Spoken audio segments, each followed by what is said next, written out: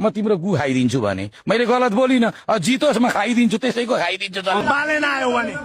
म यो देश छोडेर यो नागरिकता त्यागेर देशै छोडेर म हिँडिदिन्छु ल बालेनले जित्यो भने झापामा कान काटेर म टिचिङ हस्पिटलमा टाका लाउँछु यो पालि बालेन शाहले जित्यो भने म यो देश छोड्न तयार छु यतै जानुस् बालेनले जित्यो भने म यो नेपाल छोड्न तयार छु म यो नेपालमा बसेर म पानी पनि खान्न प्रधानमन्त्री को हो त प्रधानमन्त्री बालेन शाह हे त्यस्ता मलाई पुरा छोड्दिनु सधैँ 50,000 मतान्तरको फरकले तपाईँ जित्ने यो क्षेत्रमा मतान्तर कति होला यसपालि चाहिँ फरक डबल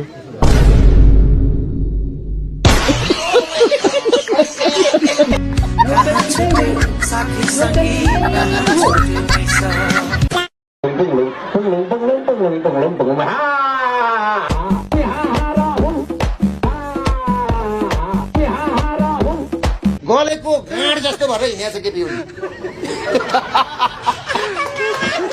केपी ओली गलेको गाँड जस्तो भएर हिँडेको छ उत्पात नि हो उत्पात तेरीमा टोक्ने जम्मै कुरा सकेर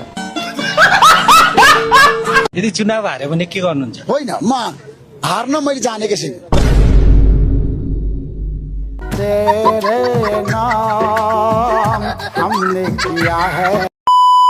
एउटा केटीमा भुलिरहेछ एमाले जुनको छेउमा के हो र तारा अहिले बोल्नु भन्दा पनि हामी काम गरेर देखाउँछौँ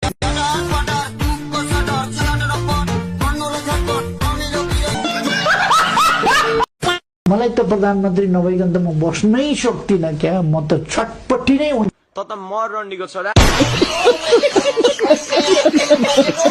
झापा 5 बाट अध्यक्षज्यूको सुनिश्चित छ भक्तपुर 2 बाट मेरो